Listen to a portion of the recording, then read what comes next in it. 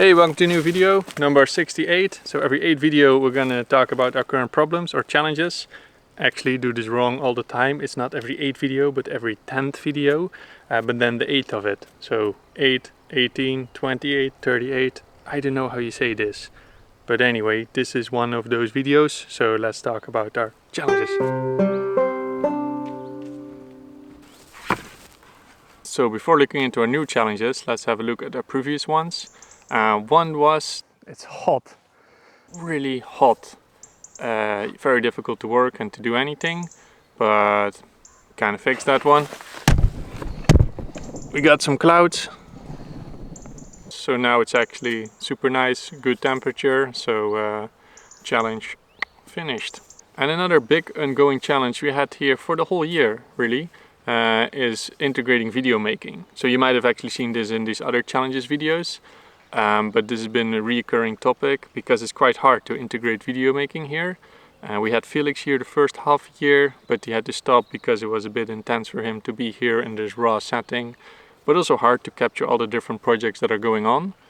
But now actually for the first time in the whole season it feels like it's kind of under control, which is really nice. And I think it's because we changed two things, so let me show you. So first we changed the system on how we film. So instead of having one video maker going around to film everyone, we decided that people film themselves. So they go out there with a camera, tripod, time-lapse camera, and just capture the process they do. We give them a bit of instructions like how it works, but they are quite autonomous, which helps that the video maker doesn't have to run all over the place, and they can just film it in a bit more depth and detail, which I think also improves the quality of it. So we ordered a bunch of cameras, all the same, and all the same time-lapse cameras, same microphone, so we really have a set that people can take and film. So that has been quite a change, which I think you guys have also seen in the videos, that the processes, that everything is a bit more documented as a process. And second, we have a new video maker. He's already been around for a few weeks, but I realized we actually never introduced him, so this might be a good moment. Hi, this is Javier, the new video maker. I'm from Madrid, 36 years old, and I've been working as a freelancer for about 15 years. Just finished my master's degree in international cooperation, and I was looking forward to connecting it with my job as a video maker. Feels like being here at Kamp serves this purpose. Besides, I have a big passion for music, food and jokes. Planning to join season 3. Stay tuned. So yeah, that's Ravi. It's been really nice to have him around, and I think he actually likes the rough setting here and to work with minimalistic tools and really find the challenge in there. So it's a good combination. We're actually looking into season 3 and he's up for staying as well, which is really nice. We still have to go to some practical stuff, but this makes me kind of excited to see the videos in season 3. If we have a new video system and a video maker and a more stable way to capture, I think we can do much more new and other things and grow a bit the video team itself. So should be good for the season 3 videos. Anyway, so the previous challenges are kind of okay, feels like, but we have a few new ones coming up. Let me show you. Alright, first challenge is flies. Yeah, there are a lot of flies around here at this part of the year. I think we actually had it in previous challenges as well, but it feels like it's gotten more intense, maybe with more people. But there's just flies everywhere, when you're working, when you're eating. It's like a drone flying next to your head all the time.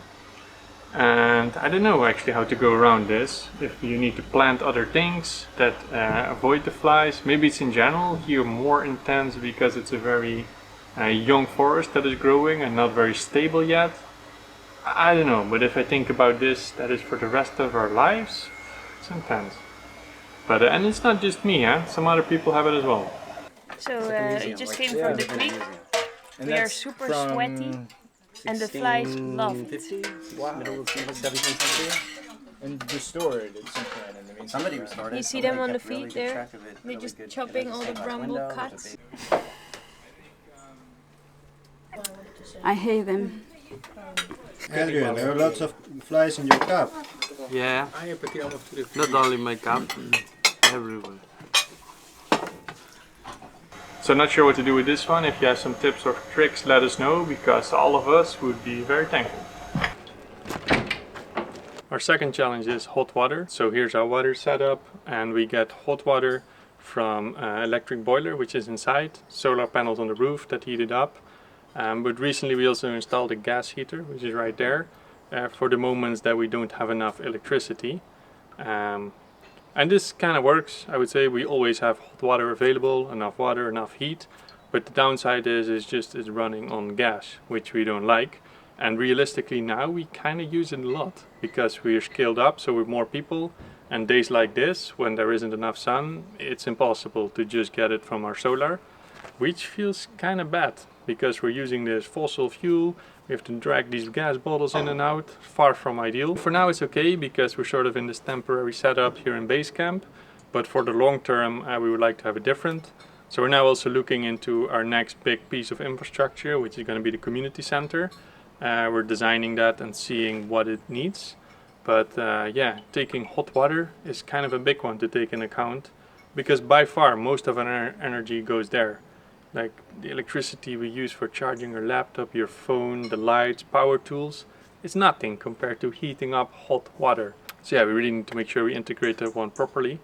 If you have some suggestions or ideas, let us know. And until that time, we're just challenged by dragging gas in and out. Very boring. And here we have our third challenge. It's this beautiful purple caddy. So this caddy has been challenging us quite a bit. A few practical things. You just can't move this chair, so it's just stuck. I'm always with my knees against the dashboard. The speed thing doesn't work, so you have no idea how fast you're driving.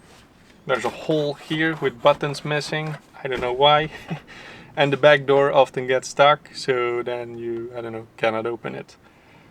But those are kind of the practical things, which is kind of okay. We accept it. Place is rough, the car is rough, no problem. But recently it started having more and more like engine problems. And we already thought it died twice, but it didn't. And then we had a quick fix. And then it drives again, and then you fix it again. But every time you invest a bit of money in this car and effort, but then you really feel it's about to break down. So we've been looking for a new car. And we wanted to get a pickup actually, which is a bit more suited to our terrain, maybe even a 4x4. But those things are surprisingly difficult to find. Many people have them around here, but very hard to find second-hand. And besides a car to drive, we kind of also need a tractor to really do some big landscaping work here on the land. So we need to upgrade our vehicles. But yeah, the downside of that is also that just takes money. Which brings me to the fourth challenge, which is money. Hey, challenge number 4, money. Let's get into some numbers. So, season 2, we don't really have a money problem actually, it's all good. We can just continue operation until the end, but the problem or challenge is more going to come for next season, where we want to build some bigger pieces of infrastructure, and the main thing is going to be the community center, which is the big ruin we have down in the land, and we want to convert this in a place where 50 people can be, so we can host way more people on the land. But this also requires a lot of resources because bigger building means more materials, but we also need a big solar setup to make sure we can sustain ourselves, an office, a fully equipped kitchen. So yeah, it just takes a lot of money to build something like that, but it would really step up our game here in Project Kamp. Let me actually show you a bit the numbers we currently have of running this project. So on average we're here with 13 people. We spend about €4,500 a month on running costs. So this is gas, car fixes, food, gasoline, soap, all the costs to make sure we can just run the thing. We spend about €5 food per person per day, so breakfast, lunch, dinner and some snacks. This year we spent €490 on gas, so the bottles for the hot water but also for cooking. So the problem we have there, which I mentioned before, is actually not really a money problem, but more of a we just don't want to use gas problem.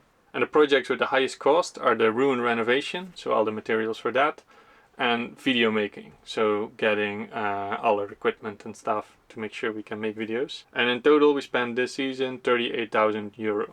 Fun fact, in September we got money from releasing a video of our van life, so showing all the vehicles we live in. We used that exact same money to fix the caddy. So we used to show our vehicles, the money we got from that we used to fix our vehicles. Not planned, just a funny coincidence. This brings us to the next point, where do we get our income from? So we get income from YouTube, you guys watching videos, which is great. And this money is mainly used for the running costs. And we don't really have any big bills like energy or rent. So yeah, the costs are pretty low considering the amount of people we have.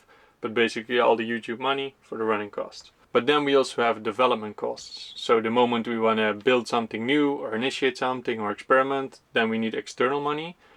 At the moment we get this from Patreons and donations. Last year we actually also got a super cool crypto donation for the ruin. Crypto went up and down a lot, but that was basically all of that money was used to pay for the renovation of the ruin, which has been great. But the challenge is going to be the community center, because this development is going to be way bigger and way more money needed.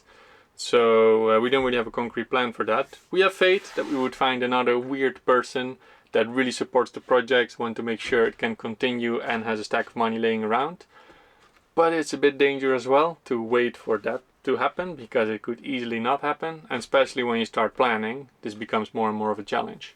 So we're not really sure how to go about that one. We'll keep faith, but maybe we need to do something else. But anyway, in the meantime, all of you guys that watch videos is super useful, on the one hand for the costs, but also to make sure the project gets spread, show it to your friends, your family. It's very valuable. Also the people supporting on Patreon. I think in the end that's really the powerful thing behind the project, to have a community of people and supporters around the world. So no need to do more if you can't, it's all good. Just happy for you to be here. This is just so you know where we're at, the current challenges. We'll see how it's gonna go, no idea either. But for now, let's have a look at some questions that you guys send in. We're gonna do our Q&A. Have you ever thought about putting an aerator in the pond to help clean the water up? Aerator?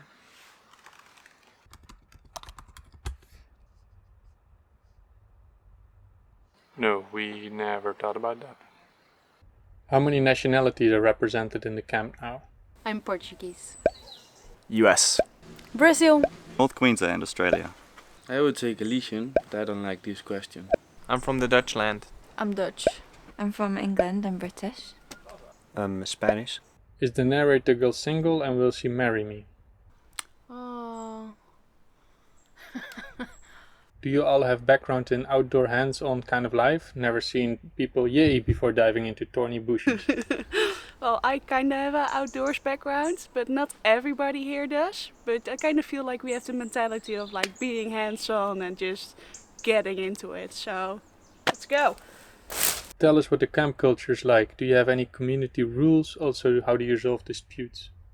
Camp culture is nice. I think main event is pizza night. It's quite, we crave that all week, and when it comes, it's like best thing ever. We have rules, yeah, lots of them, but I think they are quite good to organize ourselves. Disputes, I really haven't seen any disputes so far, but I guess we will resolve things talking. Have there been any injuries on site? If so, what happened and how the affected person is doing? Not yet, I think. No. We go to the box in the kitchen with the plasters. I think Lucas cut his finger last week. He got a plaster. Oh, it should be the little finger. What about the chairs? Did you find a way for them to stop breaking? No, we just spent more time fixing. Do you guys suffer from homesickness? No, not really. No, I actually feel very at home here. No, not yet. No. I miss my friends. It's hard to answer that because I'm from Brazil and now I'm living in Madrid. Now I'm passing this time here and actually I don't know anymore where my home is. So I think the answer is nope, I'm trying to find my home. Is your property communal or is the work improving the property communal? I'm not sure I understand the full question, but yes, the property is not owned by one single person, but by a group of people. How much land do you have? We have 10 hectares. How are the personal relationships in camp?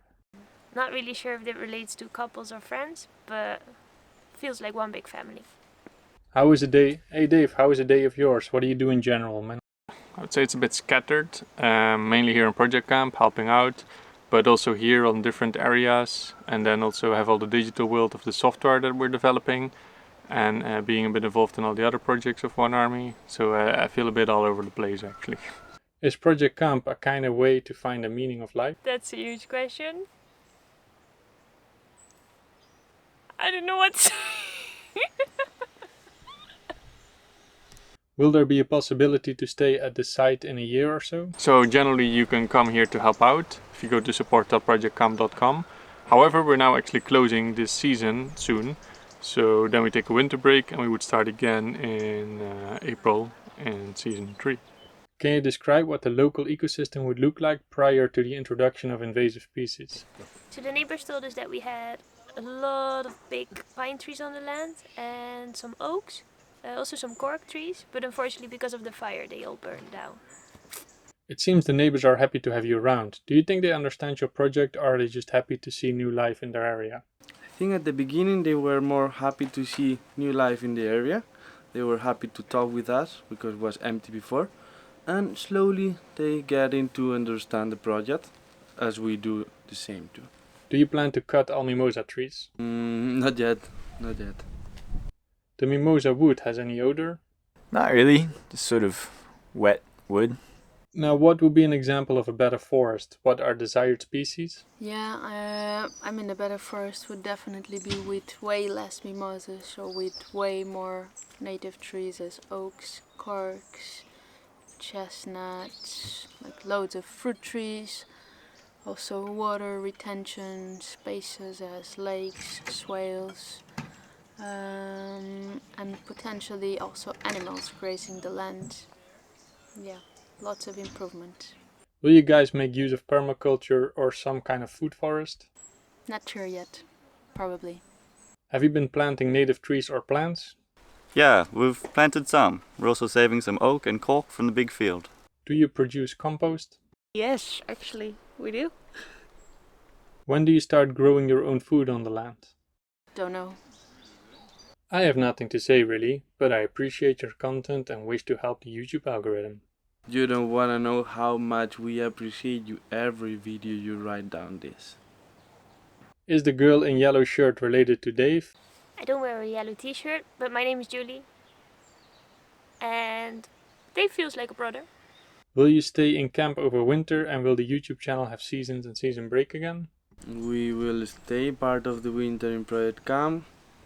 Videos will stop until season 3, begin, let's say around the spring. Videos will be back. How do you feel about the progress you made so far?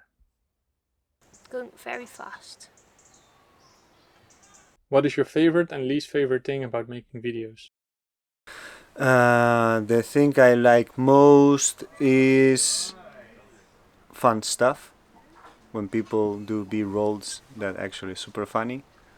And the thing I like least, yeah, when you start to edit the video. It's like you see the mountain, you have to climb there, and it's fuck.